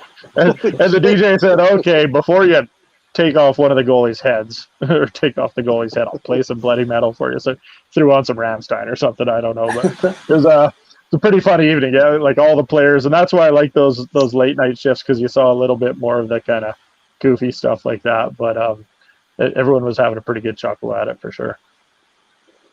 So when you're not playing, are you allowed to socialize with the other people, other players? Not this year. Normally, yes. So, it's basically play and go to your trailer. After your shift, take a quick shower or whatever. But there's no socializing. It's the things we're not getting this year from what they normally there's a doctor on site to kind of check everybody's blood pressure. This year we have the automated machines like what you'd see at Rexall Pharmacy or whatever. Normally they've got 3 or 4 massage therapists that come and hand out massages, pun intended, I guess. But they give massages to the players. no massage therapist this year. Normally, there's just a ton of volunteers to help with every aspect. Remind the guys, okay, hey, you got to get your blood pressure taken. Hey, this is when your shift starts. This year, we don't have any of that. They basically today said, we're going to call you for supper tonight and let you know that supper's coming. After tonight, you get your meals after you're on the ice. Just come up to the kitchen, grab your meal, take it to your trailer, and nobody's reminding you of anything. Set your alarms, set 2 alarms for your COVID test at 3. Worst thing with that COVID test is if you play from 6 in the morning till noon, and then your next shift's not till 6, well, you got to get up at 3 to go get your COVID test done. So right when you want to be sleeping. But yeah, no, I imagine there'll be a beer in the dressing room when we're kind of getting undressed or whatever. But other than that, all the fun parts of it that I kind of as much cherished when I wanted to get into the game as playing in it have kind of disappeared. So now it's just the game. Man, you picked a hell of a year to actually do it as a player, eh? Like, I mean, to be Yeah. honest, you're gonna look back and go, "Holy shit, man! I did this during COVID," which, to be honest, is incredible, right? I mean, like compared to other years, it's incredible they did it other years, but this is the biggest. I think, to be honest, it sounds like this will be more challenging for players than any other previous year, right? For sure, it's going to be a challenge. But the one thing that anytime you kind of start feeling sorry for yourself or looking at the forecast and stuff, they're pretty quick to remind you that what we're going through is a fraction of what someone that's battling cancer goes through, and that puts things into perspective pretty quick. We're going to do it for 10 or 11 days. Some people battle cancer for years and years. So as soon as someone reminds you of that, it grounds you quite a bit, and you go, all right, it is what it is. So we'd love to be able to socialize more and hang out, but no one's gonna jeopardize the game. We've already seen a couple drones flying overhead. We don't know if it's news crews. We don't know if it's AHS making sure that there's not guys standing outside their trailer socializing. We don't know if it's keyboard warriors that are unhappy that this game's going on when their kids can't be playing. So it's just a matter of these are the rules, and yeah, it's not as fun as other years, but it is what it is. And Brent's already said, hey, maybe we do it again next year. We're not going to ask people to, we're not going to try and raise 1.5 again, but maybe we do a 5-day game next year just to have the normal experience, and maybe we raise another $500,000 instead of 1.5 or whatever. So, I have no doubt that when we're allowed, we'll find a way to get together as a group again and properly celebrate. But for this year, we're not even allowed a team picture. Wow. Yeah, that's crazy. Yeah. Absolutely. So what are you planning on doing? Like obviously you're going to come back to the trailer episodes during those other times. I mean, obviously, thankfully that, there's, you have better Wi-Fi than Lars in Edmonton, which is ironic. Yeah. Well, in keeping with the gambling theme, I downloaded Poker Stars, and I haven't ever done that before. So I've been playing in $1.50 sit and goes. Just the kind, and I realized very quickly, I'm like, Dad, I don't know that this is for me anymore. But I tried doing like a 45-man one, and I was kind of an hour and a half into it, and I was like, okay, I'm done with this. I'm bored. All in. But the nine guy one seemed to be about the right time frame for my attention span. So yeah, there's that. I stole my kid's Xbox, and I'm not a gamer by any stretch either, but I downloaded the golf game and the Formula One game, so I'm kind of playing those. But I hate video games nowadays. I'm old school. I like to just, what happened to the days where you could just plug it in and play a game. Now there's like all this backstory, and you got to build your character, and I'm like, I just want to race a car, man. I don't need to run a whole F1 team here. I just let me race a car. So that drives me crazy. I'm calling my 12-year-old kid. What do I do? How do I just play the game? And then I bought a couple of books, which anybody that knows me knows I don't read. So we'll see if I actually read those.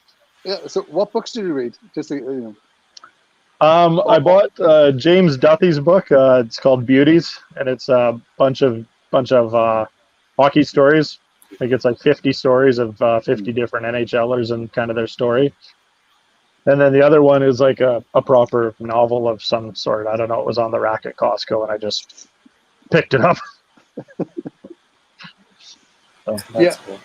I know what you mean about like video games. I never play them, to be honest. My 16, well, he's going to be 17 soon. He plays online all the time, constantly. And whenever, sometimes he said, "Oh, Dad, come and have a go on this," and he just laughs at how pathetic I am. That's like the driving game. I'm like, what if this isn't driving? This is not real. He just laughs how pathetic I am. So I can kind of empathize with you about how shitty you may be at like playing the games. Yeah, well, and like once you figure out how to get playing, it's just the getting to the actual playing the game.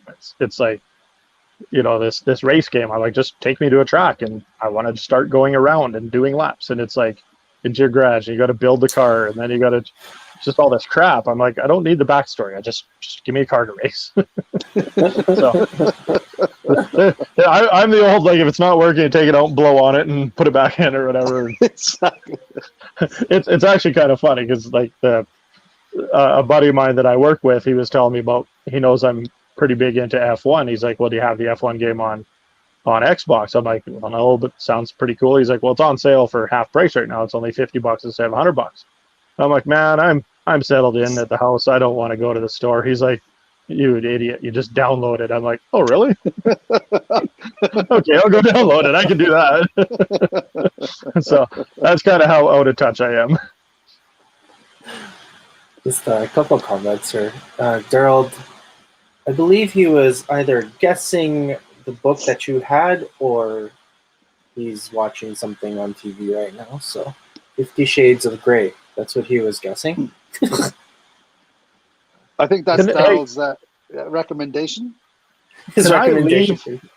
Can I leave and come right back to see if I can get this unfrozen? Because it's really sure. annoying. Okay. Yeah, why don't you Let me jump try off? this. Okay. In the meantime, I'll pull them off here.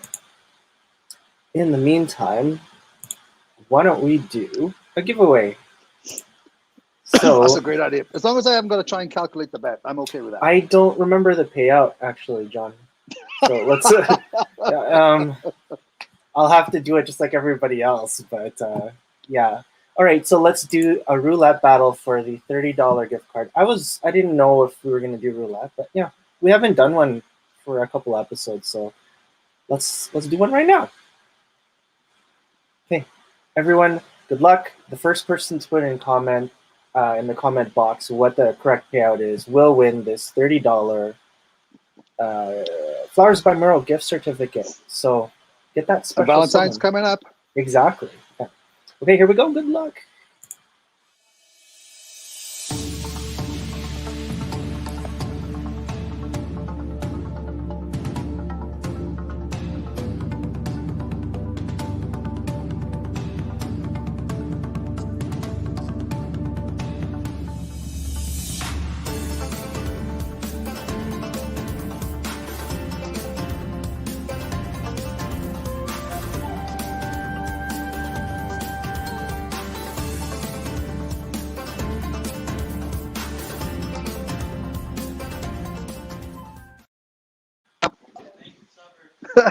That's okay.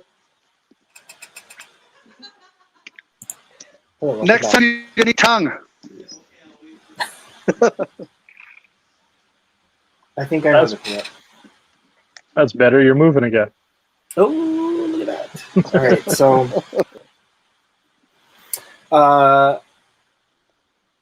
yeah, guys, let me know in the comments what that payout was, because I can't remember what it was. I don't even know what the one that paid. I looked at it quick. I was like, what is that? And then, because I now have to wear reading glasses, I was like, what is that? It just, yeah, it was very strange. Like the corner, the split, the straight up. What the hell was the other one? Oh, you guys are close. I'm going to have to watch a replay just to be sure, because I don't know. Oh, 245. There's two people saying 245. Is it going to be Daryl? It's not. Yeah, I didn't get that. But to be honest, I'm probably wrong. So that's what I'm like. And I might not. Yep, that's what I kind of had what that person said when he said 240. That's what I had. Brenda. It's Brenda. Congratulations. You win the gift card. Flowers by Merle. I will bug you later. But hey, that's some nice flowers. You don't buy the flowers. So Okay. who won? Brenda. Brenda. Congratulations.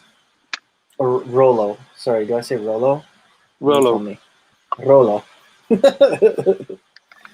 I was. Yeah, that was. Yeah. I could. To be honest, I can go back. I could probably go back into the casino and do some bits of it, like the stick. I could probably do that as long as I haven't got to calculate the bets. I mean, like, oh, that could be a bit. First off, I'd be like, oh, okay, that'll be sketchy. But the call stuff, I could probably do that. That would be fun. But I'm not sure about anything else. That would be really, really shaky. I mean, I left. Colin, you said you left what, 18 years ago? Maybe it wasn't quite that long ago. It's got to be. I came back in, I think 2005 is when I came back from ships. I worked for a couple months before I went to the insurance industry. So 16 years. Yeah, because I think you left around about the same as I did, which was about 2000. I left in 2005. I think I remember you leaving before I did. Yeah, 2005 seems right. Yeah, you are part of history too, Colin. Isn't that correct? As memory serves, yes. Someone might say no, that's not how it happened. But if you're talking about the first roll, yeah, I was part of that first class that we did across the hallway with what was his name? Sean Bennett? Sean B. Yeah. Sean B. Yeah, Sean Bennett training the class. Names. Okay, I'll use last Sean names, B. Sorry. Oops, my bad.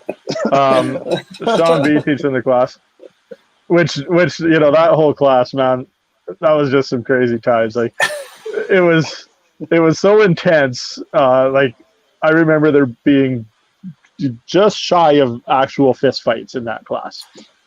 And I wish I could remember who the one guy was. But there was someone in the class that tried catching me with the dice. They'd always bait you with bets or whatever and go to get and the guy just was waiting for me. And it wasn't proper of like, oh, I had my hands in the field at the wrong time. I was okay to go, but the second he saw that, he like grabbed the dice as fast as he could and just winged them at me. And he actually caught the top of my hand and broke the skin a little bit, so it was like a little trickle of blood or whatever. But I would just glared at him, and I almost want to say it was Lars that jumped over and was ready to kill the guy. I can't remember who the hell it was, but that was some crazy times. We'd go learn crafts for 2 or 3 hours, and then go work for 7 hours, and then go drink for 7 hours, and then sleep for 4 and go learn crafts for 3 hours. But anyways. After that class was done, Crafts was supposed to come in on August 1st. I knew I was moving to Lethbridge beginning of September to go to university down there. So I still took the course, but then it got pushed back, and I never got to deal it. But when it came in, I remember, I want to say it was Brenda F. that had a clam bake at her house. And we all went to her place for a clam bake. And it was and I came up from Lethbridge just for this. And then I went to the casino the next day, and I want to say it was like October 1st or 15th or something like that. Like sometime in October that they finally got everything passed and craps could open up. And I'm sure someone will correct me if that's wrong, but again, this was many years ago. And one of the Gurmesian brothers was supposed to be there to throw the first dice. And so we're all standing around the table, and I had my spot sitting there and whatever. I'm just going to play $5 on the pass line. I'm like, broke university student at the time, whatever. And they're kind of waiting, and this guy doesn't show up. And so they're like, Colin, go ahead. So they passed me the dice, and I'm 90% sure it was the old honeymoon roll too. So, There's so many honey burrows.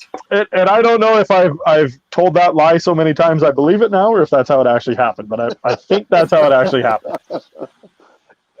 It's funnier if you just made it up. It's like, oh yeah. Yeah. No, so yeah, and then yeah, it was that was my. So I don't think I've won money at a craps table since. To be honest, I don't think I ever won money on a craps table. All I ever did was play longer. I'd win, I'd make more money, but I'd be like, I need to play more money, and I'd stay more, and hey, more drinks, more tips, and then it was basically I would go and play until all the money was gone, and so I never really won. I never walked away. I wasn't that smart, to be honest. Look how cool all my chips look filling up this rack. I wonder if I can fill up the next one. Exactly. It's getting smaller. It's going the wrong direction. What's happening here?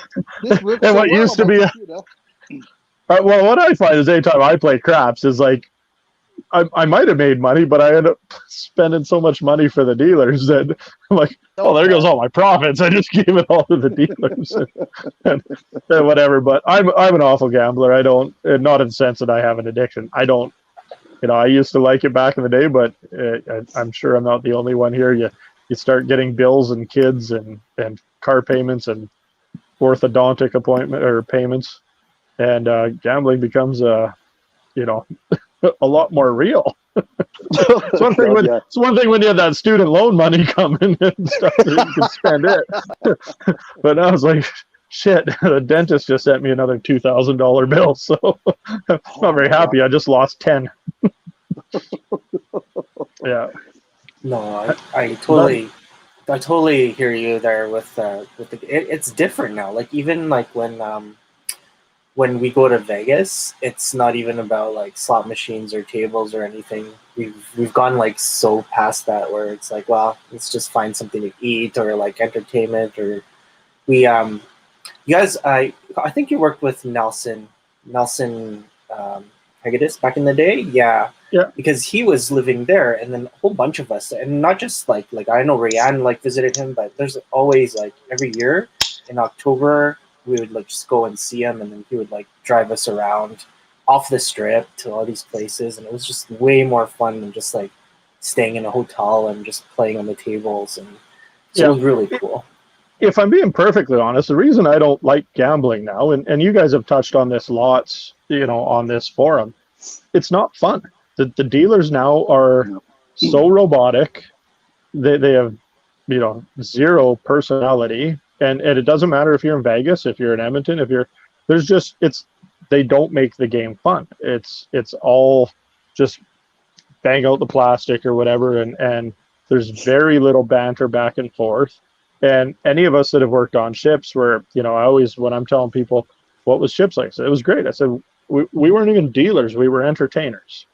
And, you had to be quick with a joke, and you had to be and light up a smoke here. But you were an entertainer, and I guess you get used to that, and you expect that, and you want that back when you're on the other side of the table, and it's not there. And I went on a cruise a couple years ago for my parents' 50th anniversary, and I was really excited to actually go to a casino with dealers that I thought were going to be how I remembered it, where they were all there to entertain and make sure you were having fun.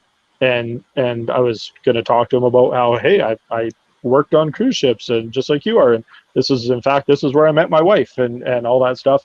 And I talked to the guy and be like, yeah, I used to work for Royal Caribbean. Well, are you going to bet? Like they had no interest in talking to you, getting in, like they didn't even ask your name. And I was tipping well and all that stuff, and just there's just nothing there. And I'm like, man, if you're not going to make it entertaining for me, because the gambling part of it isn't, I don't find that entertaining anymore. I want that banter, I want that back and forth. But even sitting and watching a dice table in Vegas, it's like, okay, let's see if they got any good calls. Shit, they call the number. And that's Yeah. it. There's just nothing. I'm like, so, I say I don't gamble because it's I don't like spending the money. Nah, if I felt I was getting my entertainment value, I'd have no problem doing it. Lord knows I blow money in stupider places, but there's just no. I find that anywhere you go, there's very little entertainment value anymore. It's too bad for the industry. Yeah, I totally agree, Colin. I mean, like we've spoken about this a lot on here. I mean, like I remember when you you dealing craps, and I mean, you were all fun, right? I mean, and I think that we had fun with the players and the other dealers, and just made the job fun. Whereas I can't, I've got, like I've said lots of times on here. I mean, like in like 19 years on casinos, 18 years of it was pretty much around the craps table. I had so much fun, and it was all really the guys I work with, and had a laugh. And I mean, like I don't, I was talking to my work colleague like 2 days ago, and I was like, yeah, man, I go on this call every week and talk about when I was in this industry and how much fun we used to have and just crazy stuff. Like you just do stuff that would be funny, and the players would laugh, and we would laugh, or whatever. And I said, you don't see that in regular jobs. It was such an amazing experience, but I don't think people now are having as much fun doing the job because they're just like snapping cards. And it's like, man, what are you doing? This job is so much better when you're enjoying it. Yeah, 100%. Like again, I was gonna when I came on, I missed my chance. I was gonna say long time listener, first time caller, but I've watched before, and you guys have talked about it. You've touched on it, lots that kind of that aspects of it's done. But you were saying that you'd have a shift on dice where you finished your 7-hour shift, and you're like, 7 hours already? Like we're done? Like feels like we just got here because we've busted a gut the entire time, laughing and that's what dice is the best game for all the reasons we all know. It's fun, like the mental challenge. It keeps you awake. You're on your toes. A Christmas dice game on a cruise ship where there's way more people playing than should ever be allowed to play on one table. Those are awesome, but truly the best part of dice is the banter between the guys working it, and having that fun between the stick and the base and the boxman, and when you're all on the same page and you're finishing each other's jokes and stuff, like that's when the time flies by, and then that fun rubs off on the players, and now the players are having fun, and it's just, and like I said, I'll say I don't spend a lot of time in casinos. It's pretty rare I set foot in them anymore. But the times I have, and I used to go to Vegas, once a year at least for work. In my opinion, and someone that's been there more than me can maybe yay it, but it's not the same. That seems to be an art that's lost. Yeah. So before John has some really awesome insight on this, I'm just going to, do you want to go first? No, well, one of the things I remember, like when I left casinos, well, what's it now? 16. Now it's 16 years old, roughly. And I remember, I ended up going. And now I work for an institution. I remember going into them, and I ended up talking to some guy from the corporate office, and they were talking about different industries. They wanted insights about how the customer experience is from different industries. And back then, they asked me because they were like, I'd worked in casinos for a long time, and I was like, I said, if you ever want to see like amazing experience for customers, go and see a well-run craps table. I said, because the guys are having the fun, they're enjoying their work, they're engaged, they're having a great time. The players will feed off that, and they want to get involved in that, and they have a great experience. But now it's not there anymore. Do you know what I mean? It's like, so, but it was amazing. Like if every other industry was kind of like what we had created back when, I mean, we used to make people happy, and all we did was take their money. Yeah. Like we give them nothing but a few laughs, right? I mean, it's crazy when you think about it. And they would come back again. They'd be like, oh my God, that was so much fun. I lost all my money. But then you go, oh, I'll come back tomorrow. Yeah, for sure. And like that's the way it should be, right? Like that's how you drive up the profits in a casino and stuff. You make people want to keep playing, and whether they're winning or losing, it's just like, I'm having so much fun, I'm going to pull out another $100. Whereas, and that's where I find it very easy to go to a casino now, because I still like to go. I live, a driver away from the St. Albert casino, and on occasion, if I've had a couple beers or whatever, I might tell the Uber to stop there instead of taking me all the way home. But I find it's very easy to leave a table, just because it's like, okay, I lost my money and I haven't said a word to the dealer, and the dealer hasn't said a word back to me, so it's not making it entertaining. I've just lost my money. Whereas, if I'm having a good time, I'm gonna be. I know me. If I'm having good banter and chat, and obviously I'll talk as long as someone will listen. Tonight's a good case in point of that. I'll stay. I'll pull out more money and keep playing. But I find it very easy to leave a table now. Okay, I do want to say something about the dealers now, because like sometimes it feels like we're just not giving them enough love, because right now, like the dealers that I work with, I'm not saying they're bad, like they're really, really good. But to kind of touch on what you were saying, we don't have those players like we did before. That's another thing that I never really mentioned, right? Because like when we first opened the game, it was like busy. It was busy. It's like we were busy, Baccarat was busy, Argyle was busy, like Yellowhead came out with 2 tables when they opened. So there were players then. But now it's like the last time that I dealt a game, it was so hard to just bring players in. You'd have like 1 or 2 regulars. So, I mean, like, it doesn't give a lot of motivation to a current dealer, where it's just like, you want to bring up the banter and like get it all busy, but there's nobody in the casino to make it busy, and that's a problem. And then like for me on the player side, it's like, yeah, like I really don't feel like playing, like I don't have someone like John bringing in the banter. It's like, okay, I want to go to that table now. Like there's that excitement is gone because we have too many casinos here. I think we don't have enough. We don't have enough dice players, honestly, to kind of withstand to have like a constant game. There's a couple casinos that do have it, but I just don't think we have enough staff. There's so many things. I don't want to call them excuses, but all of that stuff put together kind of changed the whole, not just craps, but a lot of the other games as well. So fair enough, yeah. And I have no doubt, without being behind the scenes or anything, that a lot of it too is driven by company philosophy on just getting the hands out, and times have changed. Like everything now is everything is about bottom line, and not that it wasn't before, but there's just more of a microscope on it. I've been in sales now for it's coming on 15 years, and it's same thing with us. Like everything is under microscope, and I have no doubt it's the same for dealers, and they feel that if they are getting too chatty at a table, they're probably going to get pulled aside and said, hey, you're yeah, it's great you're having fun with them and making them laugh, but you're not getting the hands out like you should. And so I'm not, I don't necessarily blame the dealers. Definitely some of it is just culture of the business. Some of it would be culture of the players, and we all know, because we've all been on ships. That's the beauty of ships, is people are on vacation and the mood is different, and it's a hugely different setup than regulars that come in and day out.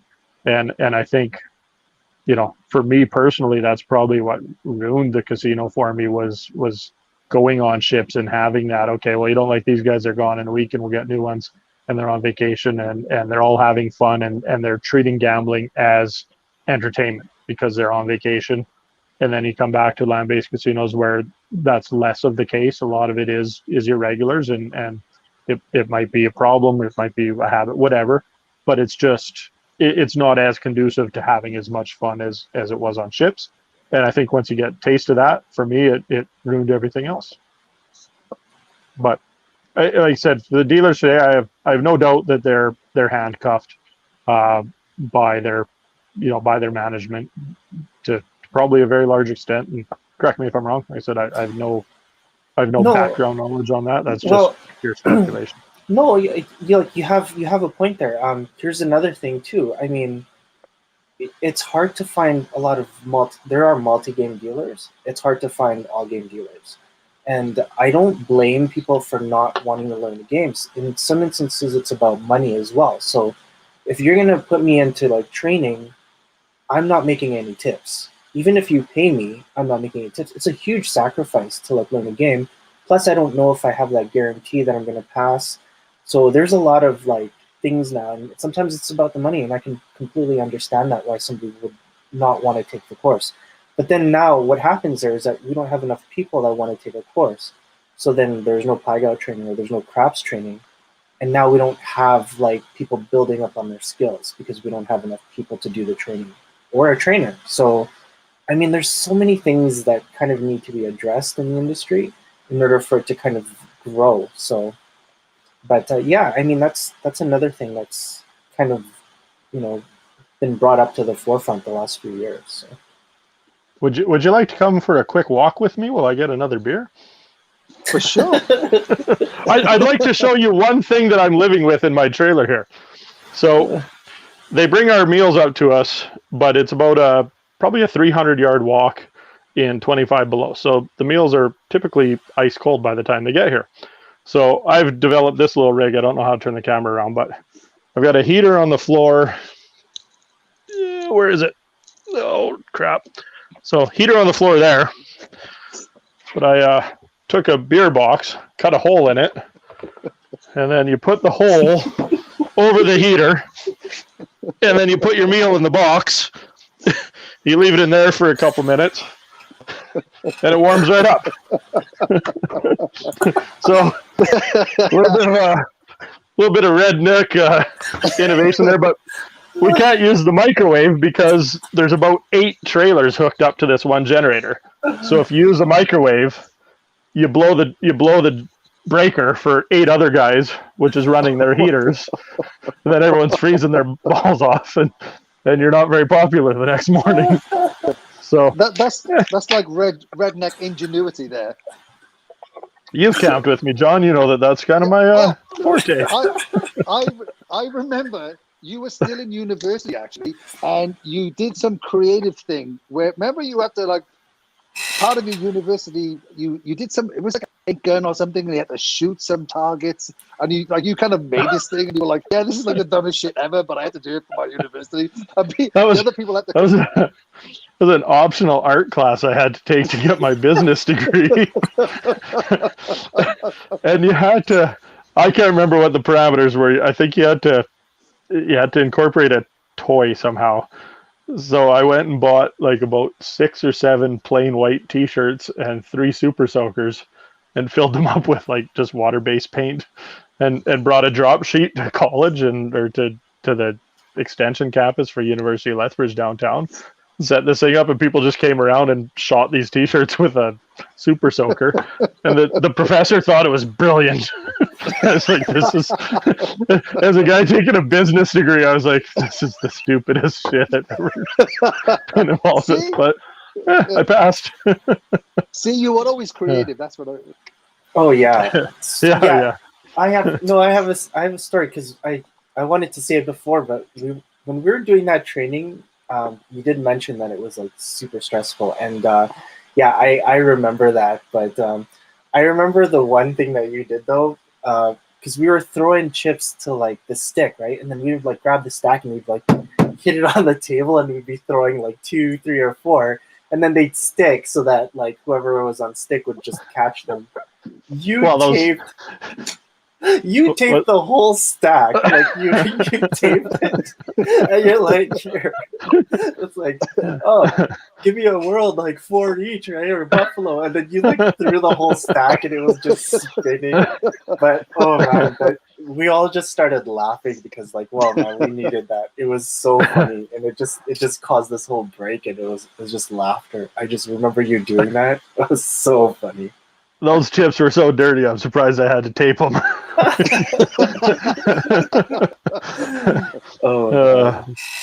Yeah. No, that class, that was an interesting summer. Sorry, my eyes driving me crazy here, but that was probably the most interesting class ever. Yeah, it was pretty rough, and it's too bad Lars isn't on because like he'll give you his take on that as well. But it was tough. Like, well, I hope he's watching and taking notes for next week, and maybe gets a new phone. or a little bit of a Wi-Fi upgrade. We actually might have to cave in, and all of us might join him on a Zoom call. So Yeah. we'll see. We'll see how that works. But No. yeah. Lars will be a fantastic guest. Obviously, he's made some waves this last summer. We had him around once for a fire pit comedy show, and I think just about everybody did. Yeah, I had him over for a surprise 50th birthday for Rhonda. She didn't know anything was happening. So that was back when you could have like 25 people in like a backyard, whatever. So we got like 20, 25 people to come over, and we had the fire pit, and it's kind of her birthday, 50th birthday. And so whenever we argue, that comes up again. I'm like, but I gave you the best birthday ever. What did I get? That's funny. Good night, Daryl. Thanks for Daryl. See you, buddy. Thanks, Daryl. Thanks again for the donation. Greatly appreciated. Oh, I'm sorry. He also had just like an old man complaint, but paying out each separate station on roulette and then airmailing the winnings. He was talking about. He was talking about. That was when we were talking about Vegas, right? We're like, Vegas. But saying that though, I worked a long time ago. I worked in this illegal casino in Israel, and it was crazy. It was in the Dead Sea, and we'd go to work. It would park, and we go back and forth to the ship on a speedboat, a Boston whaler. It was crazy. Once I got hit by a fish, that's a different story. But anyway, we had this, and I had to spend the entire night with it, just smelt of fish. People were like, "That's a smell," and it was like, "It's me," and they were like, "Why?" And I tell them the story how I, got hit by a fish and it smelled whatever. Anyway, and it was crazy busy. It was so busy, but we got hired to deal. Like me and my 3 friends from Cardiff got hired just to be the crap stealers. So we went out there, and the Israelis didn't give a shit about craps. They loved roulette, they loved baccarat, and they loved blackjack. And we only knew roulette and craps, so they're like, okay, there's 3 tables, and we were always on roulette, right? And so it kind of pissed people off, but whatever. Anyway, so this guy came in. He owned an illegal casino in Tel Aviv, and he was playing he won one spin, $250,000 on roulette, and he was playing like $100 chips, whatever. And he didn't trust the casino or the dealers. And he's like, okay, I want you to pay out every single bet so I can check you because I don't trust you. Because it was a legal casino run by a different kind of organized crime family. So yeah, and he didn't trust him. He's like, every bet you have to pay out every time. And he'd have huge bets, man. It was crazy. But yeah, that was the biggest win I ever seen. Like chip-wise, $240, $250,000. Oh, see ya. Wow. That was a crazy one. It's nuts. Yeah. Sorry, just a quick comment here. Brenda won the gift card, guys. So that's off the table. And she said she will match the $30 to the hockey game. So there we go. Another donation. Awesome. That's really Thanks, cool. Brenda.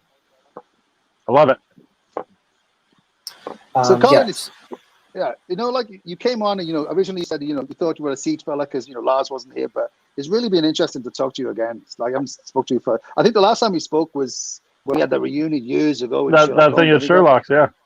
Yeah. So it's been great to come on. I've been, like I said, long-time listener, first-time caller, but it feels like an early 2000s reunion lots of times, and hearing some of the stories and some of the names. Oh shit, I forgot about that person or whatever, and it's things come flooding back, and I working at the casino is like the best decision one of the best decisions I ever made in my life. It changed my life for sure.